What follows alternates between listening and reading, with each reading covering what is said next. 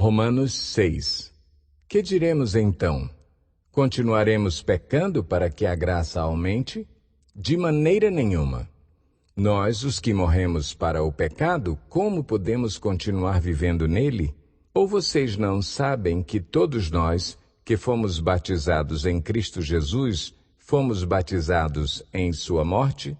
Portanto, fomos sepultados com ele na morte por meio do batismo, a fim de que, assim como Cristo foi ressuscitado dos mortos mediante a glória do Pai, também nós vivamos uma vida nova.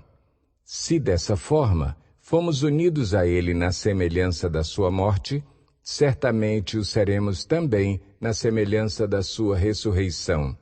Pois sabemos que o nosso velho homem foi crucificado com ele, para que o corpo do pecado seja destruído e não mais sejamos escravos do pecado, pois quem morreu foi justificado do pecado.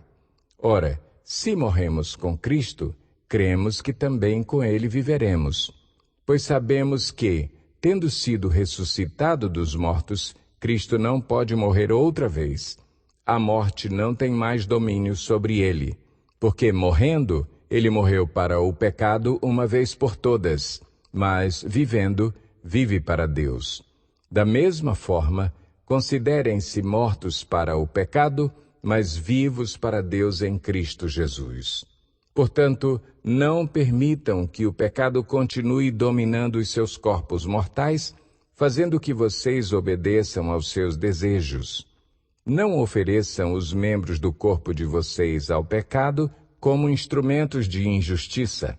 Antes, ofereçam-se a Deus como quem voltou da morte para a vida, e ofereçam os membros do corpo de vocês a Ele como instrumentos de justiça. Pois o pecado não os dominará, porque vocês não estão debaixo da lei, mas debaixo da graça. E então, vamos pecar porque não estamos debaixo da lei, mas debaixo da graça? De maneira nenhuma.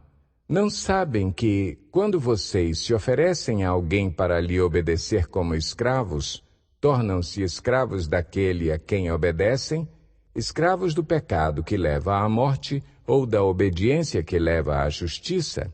Mas, graças a Deus, porque embora vocês tenham sido escravos do pecado, passaram a obedecer de coração à forma de ensino que lhes foi transmitida.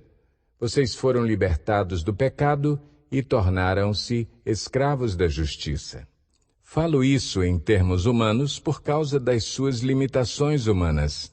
Assim como vocês ofereceram os membros do seu corpo em escravidão à impureza e à maldade que leva à maldade, ofereçam-nos agora em escravidão à justiça que leva à santidade.